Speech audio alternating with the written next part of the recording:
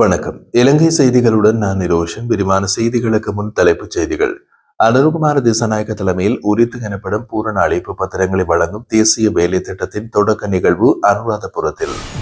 மின்சார சட்டத்தின்படி தரமற்ற நிலக்கரி இறக்குமதியால் ஏற்பட்ட நஷ்டத்தை மின் கட்டணத்தில் சேர்ந்து நுகர்வோரிடம் வசூலிக்க முடியாது என்று சஜித் பிரேமதாச வலியுறுத்தல். நாமலிடம் நேருக்கு நேர் கேள்வி கேட்க முதுகெலும் பெற்ற தமிழ் மாணவர் அமைப்புகள். சரத் வீரசேகர பிளாசல். ஈஸ்ட் தாக்குதல் விவகாரத்தில் ஸ்ரீசாலை கைது செய்யப்பட்டதை அடுத்து இதனோடு தொடர்புடைய மேலும் பல நபர்களின் பெயர்கள் வெளியாகலாம் என்று தகவல். தொடர்வது விரிவான செய்திகள். அனுருகுமார திசாநாயக்க தலைமையில் உரித்து எனப்படும் பூரண அழைப்பு பத்திரங்களை வழங்கும் தேசிய வேலை திட்டத்தின் தொடக்க நிகழ்வு வெள்ளிக்கிழமை பிற்பகல் அனுராதபுரம் மாவட்டத்தின் மொரகபவெவ அமைந்துள்ள வடமத்திய மாகாண சபை மண்டபத்தில் நடைபெற உள்ளது. அனுமதி பத்திரங்கள் மற்றும் கொடுப்பனவு பத்திரங்களின் கீழ் அரச காணிகளை பயிரிடவும் அபிவிருத்தி செய்யவும் பயன்படுத்தி வரும் விவசாயிகள் உள்ளிட்ட பொதுமக்களுக்கு அந்த நிலங்களின் முழுமையான உரிமையினை வழங்குவதே இந்த திட்டத்தின் பிரதான நோக்கமாகும். 1935 ஆண்டின் 19ஆம் இலக்க காணி அபிவிருத்தி கட்டளை சட்டத்தின் கீழ் பலர் நீண்ட காலமாக காணிகளை பயன்படுத்தி வந்தாலும் முழு உரிமை இல்லாத நிலைமை காரணமாக அவற்றை மனித வாழ்வாதாரம், வீடமைப்பு அல்லது பொருளாதார முன்னேற்ற திட்டங்களுக்கு பயன்படுத்தும் போது பல தடைகளை எதிர்கொண்டுள்ளனர். உரிமை பற்றாக்குறை காரணமாக வங்கிக் கடன் பெறுதல், முதலீடு செய்தல், வாரிசுரிமை மாற்றம் போன்ற செயல்களில் சிக்கல்கள் ஏற்பட்டுள்ளதாக குறிப்பிடப்படுகிறது. இதன் பின்னணியில் தற்போது நிலவும் அனுமதி பத்திரங்களில் உள்ள கட்டுப்பாடுகள் நீக்கப்பட்டு 1947ஆம் ஆண்டின் 8ஆம் இலக்கு அரச காணிகள் கட்டளை சட்டத்தின் 2ஆம் பிரிவின் ஏற்பாட்டுக்கிணங்க பூரண அளிப்பு பத்திரம் வழங்க நடவடிக்கை எடுக்கப்பட்டுள்ளது. தங்களது விருப்பத்தின் பேரில் பழைய அனுமதி பத்திரங்களை அரசாங்கத்திடம் ஒப்படைக்கும் பயனாளிகளுக்கு உரிய உரித்து பத்திரம் வழங்கப்படும் என்றும் அறிவிக்கப்பட்டுள்ளது. தொடக்க கட்டமாக அனுராதபுரம் மாவட்டத்தை சேர்ந்த 500 பேருக்கு இந்த பூரண அளிப்பு பத்திரங்கள் வழங்கப்பட உள்ளது. பின்னர் இந்த திட்டத்தை நாடு முழுவதும் உள்ள அனைத்து மாவட்டங்களுக்கும் விரிவுபடுத்துவதற்கான திட்டங்களும் முன்னெடுக்கப்படுகின்றன. விவசாய, கால்நடை, காணி மற்றும் நீர்ப்பாசன அமைச்சின் வழிகாட்டுதலுடனும் காணி ஆணையாளர் நாயக திணைக்களத்தின் ஒருங்கிணைப்போடும் இந்த தேசிய வேலை திட்டம் செயல்படுத்தப்படுகிறது. சஜித் பிரேமதாச மின்சார சட்டத்தின்படி தரவற்ற நிலக்கரி இறக்குமதியால் ஏற்பட்ட நஷ்டத்தை மின் கட்டணத்தில் சேர்த்து நுகர்வோரிடம் வசூலிக்க முடியாது என்று வலியுறுத்தியுள்ளார்.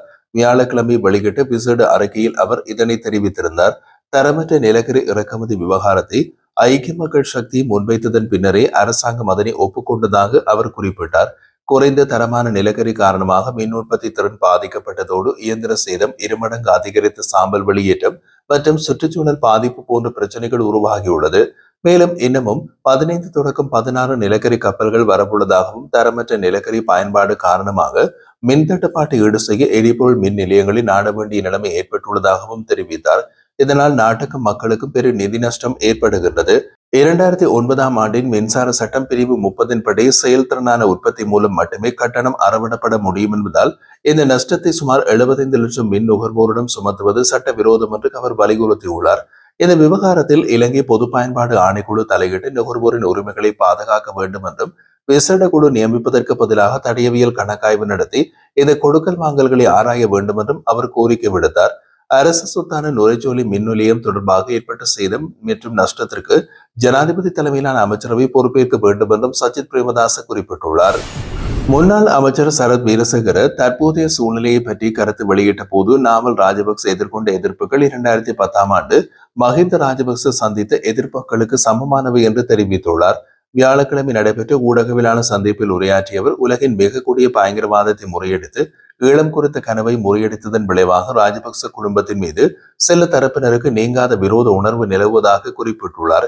அவர் மேலும் இது தொடர்பாக விளக்கிய போது ஆக்ஸ்போர்ட் மற்றும் கேம்பிரிட்ஜ் ஆகிய பல்கலைக்கழகங்களில் உரையாற்றுவதற்கு நாமல் ராஜபக்சவுக்கு அழைப்பு விடுக்கப்பட்டிருந்ததாக தெரிவித்தார்.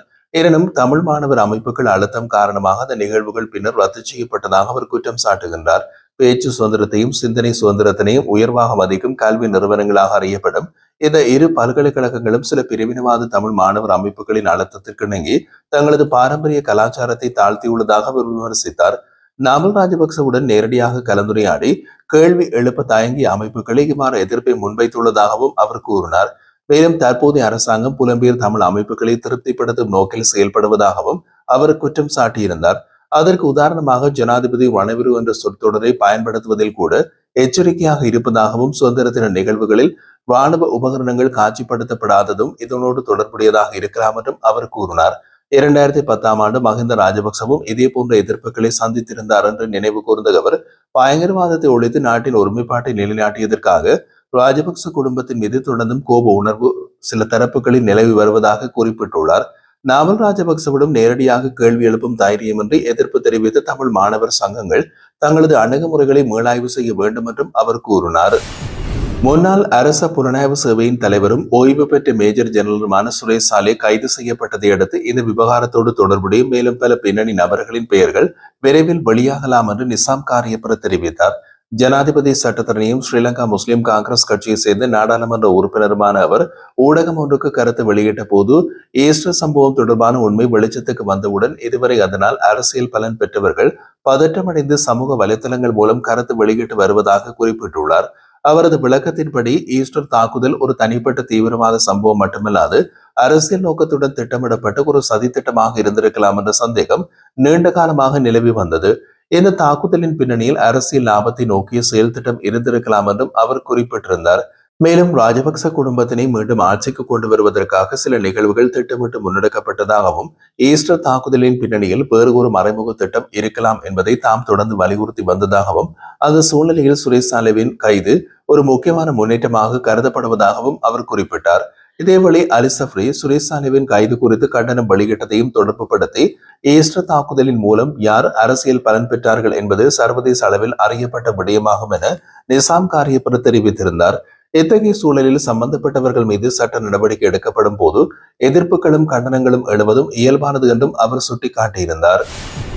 துஷார இந்துனில் ஐக்கிய மக்கள் சக்தி தலைமையகத்தில் நடைபெற்ற ஊடகவியலாள சந்திப்பில் கருத்து தெரிவித்த போது தேசிய மக்கள் சக்தி அரசாங்கம் ஆட்சிக்கு வந்த ஓராண்டுக்குள் பல்வேறு ஊழல் மோசடிகளில் சிக்கியதாக குற்றம் சுமத்துகின்றார். கொள்கலன் விடுவிப்பு விவகாரம் மற்றும் தரமற்ற மருந்துகள், தரமற்ற நிலக்கரி இறக்குமதி போன்றவை இந்த ஆட்சியில் இடம்பெற்றுள்ளதாக அவர் குறிப்பிட்டிருந்தார். குறிப்பாக நுரைச்சோலை மின் நிலையம் நோக்கி தரமற்ற நிலக்கரி கொண்டுவரப்பட்டதால் சுமார் 3025 மில்லியன் ரூபாய் நஷ்டம் ஏற்பட்டதாகவும் இதில் கப்பல் தொடர்பான 2796 மில்லியன் ரூபாவும் மேலதிக பராமரிப்பு செலவாக 230 மில்லியன் ரூபாவும் அடங்குவதாக அவர் தெரிவிக்கின்றார். இதனால் மின் உற்பத்தி குறைந்து டீசல் மின் நிலையங்களை நாட வேண்டிய சூழல் உருவாகி அதன் சுமை மார்ச் மாதம் முதல் மின்கட்டண உயர்வாக மக்கள் மீது சுமத்தப்படலாம் என்று எச்சரித்துள்ளார். இந்த நிலக்கரி விவகாரத்தில் அமைச்சர்கள் முரண்பட்ட கருத்துக்களை வெளியிட்டு உண்மையினை மறைக்க முயற்சிப்பதாகவும் பொறுப்பான அமைச்சர் பதவி விலக வேண்டும் என்றும் அவர் வலியுறுத்தியிருந்தார்.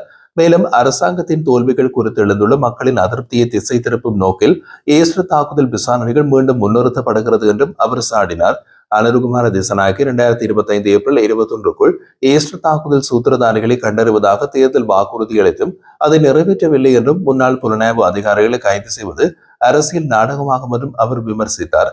விவசாய துறையில் அரசாங்கம் தோல்வி அடைந்துள்ளதாக கூறிய அவர் நெல்லுக்கான நிர்ணய விலை அறிவிக்கப்பட்டிருந்தாலும் விவசாயிகள் 80 தொடக்கம் 85 ரூபாய் போன்ற குறைந்த விலைக்கு தனியார் மில் உரிமையாளர்களிடம் விற்க வேண்டிய நிலைமை ஏற்பட்டுள்ளதாக தெரிவித்தார். அரசின் கொள்வனவு நடவடிக்கை மந்தமாக இருப்பதனால் விவசாயிகள் நஷ்டமடைந்து வருவதாக அவர் கூறினார். இந்த நிலையில் சஜித் பிரேமதாச தலைமையிலான ஐக்கிய மக்கள் சக்தியை ஊழல் குற்றச்சாட்டுகள் இல்லாத தூய்மையான அரசியல் சக்தி என்று குறிப்பிட்ட துஷார் ஐந்துனில் அரசாங்கத்தின் நடவடிக்கைகளுக்கு எதிராக நாடாளுமன்றத்திலும் மக்கள் மத்தியிலும் தொடர்ந்து குரல் எழுப்புவதாக உறுதியளித்துள்ளார்.